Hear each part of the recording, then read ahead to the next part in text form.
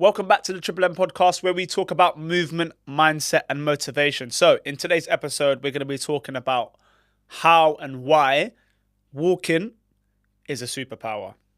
You're probably thinking, what the hell is he talking about? But generally, honestly, walking is one of the most underrated things that you could do to transform your health.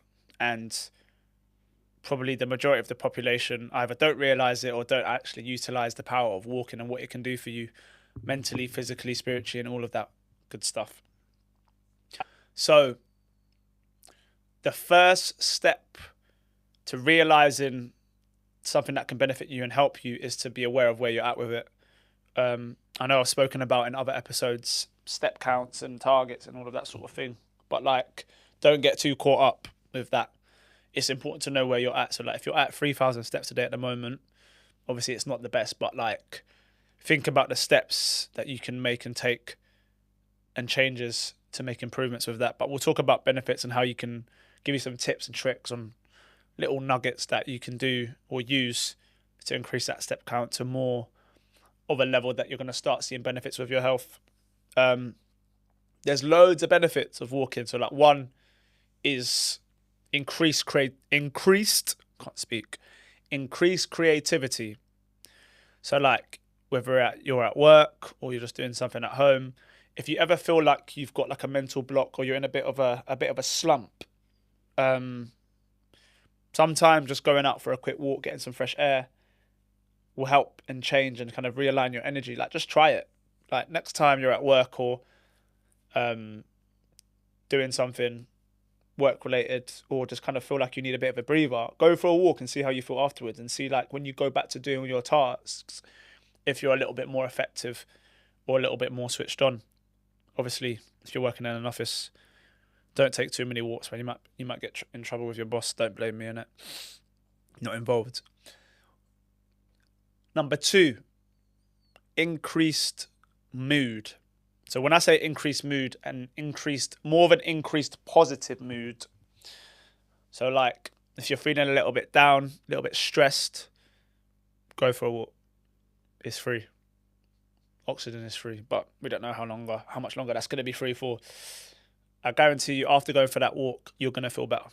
Stretch your legs, whether that's going on the phone with someone, talking to someone, texting, do it moving. Movement is literally medicine. And kind of diverting off topic a little bit, not to quote me on this, but a lot of the issues we have, whether it's injuries, personal, moving your body a lot of the time makes things better. And it is quite easy to say. I'm not saying whatever you're going through, just go for a walk and you're going to feel better. But generally, if you're going through mental struggles, or you're feeling a little bit lethargic, or if you're going through any sort of trouble, move your body. Going to the gym and training will help feel better. Stress release, endorphins. If mentally things aren't clear at the moment and you're having some issues there, move your body, man. It will make a difference. And I'm not going to account and talk for everyone's mental issues. Everyone's going through their own personal battles, which I know or don't know about. But if you're able to, and in a state to, try and move your body and see how it makes you feel. Just give it a go and let me know how you crack on. This is an interesting one. Increased mortality. Don't quote me. Quote ChatGPT. Joking, no, I knew this already. People that walk more live longer. And it's a fact. You can search it up. I didn't make it up. But people that walk more live longer. So generally, because when I did a bit of research years ago, just to kind of upskill myself and just increase my knowledge on just how I can help my clients when I was more of a full-time trainer, what I noticed or what I found was that people that generally have dogs live longer because they physically have to go for more walks, and naturally they'll have a higher step count. So if you want to extend your years of life, some people call me a lifesaver. I've definitely had that before. Don't quote me on it. Walk more. walk more. Trust me. Believe what I'm saying. Increased daily expenditure. What is in my eye? If you're looking to improve your health, lose a little bit of weight, drop some body fat, a lot of the time, not all the time, I'm not one of those trainers, but a lot of the time you've put on a little bit of extra podge because you've maybe been not moving that much, eating a little bit too much, drinking a little bit too much, is a common reason. It's not the only reason. So getting outside, getting on the treadmill, I prefer outside. There's more benefits to walking outside than on a treadmill. I think that's boring. I feel like a hamster on a little wheel thing, whatever you call it. Move your body more, because not only are you going to burn more energy that's going to allow you to lose more weight and drop more body fat, but it's going to improve your mental state as well. So do that. But if you like walking on a treadmill, watching Netflix, be my guest. All movement is good movement. Don't let that go over your head. How walking can heavily impact fat loss. So it depends on the rate in which you want to lose fat at. And what I've noticed in this is not to be negative to anybody. People have massive fat loss goals, but they're not willing to take massive fat loss action. And you have to think about that a little bit more carefully, because, not to brag about myself again, but like, I've helped people lose 12 kilos in 12 weeks, 20 kilos in 12 weeks, 16 kilos in 12 weeks. I'm not making up numbers. These are clients that I've trained in the past.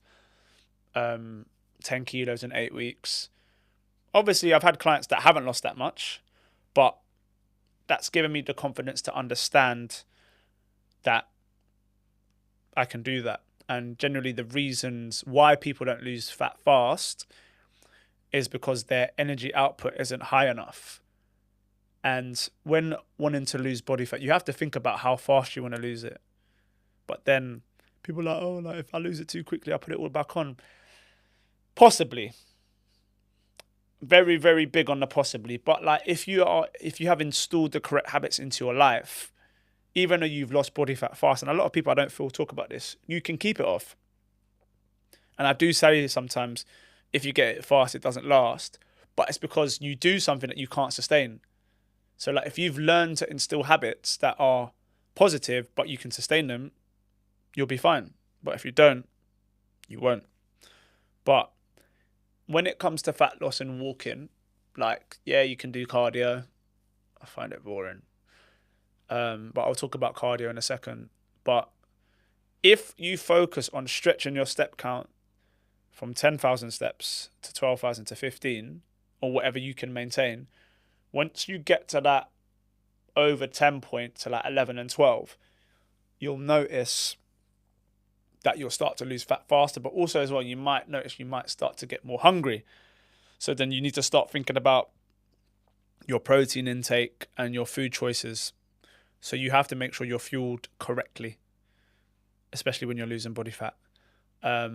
So like, if you're wanting to lose fat faster, I would kind of stretch that step count a little bit higher if possible. But if you're kind of happy to work at a more of a slower and sustained pace, 8 to 10,000 steps is fine. But if you're not at that point yet, not even just for fat loss, but just for like mortality and life and health, like, walking will help to reduce blood pressure, to reduce stress, to increase energy, to increase cognitive activity, to increase concentration. I can go on all day long, but we've got 26 minutes. But think about it like that. So it just depends on, like, with anything that I say, and I hope it has relevance and it can help certain people, you've just got to apply it to your life, because me and you aren't the same. Like, you have different things going on. I have different things going on. So you've got to learn to build habits around your lifestyle that you can sustain. Then once you've kind of sustained that, then we start thinking about stretching it and increasing it and improving it and all of those good things there. But yeah, enough rambling from me. I hope you enjoyed the episode. If you did, and you're watching this on YouTube, please like, subscribe, comment. If there's any other topics that you'd like me to speak about, come on, guys, I'm running out of ideas. I'm joking. Spotify, if you're listening, please share. I'd love to hear your thoughts and how you're finding the episode so far, or if there's anything that you want to see. Honestly, like I always say, the podcast is to the people, for the people. So, yeah, hope you enjoy. Peace.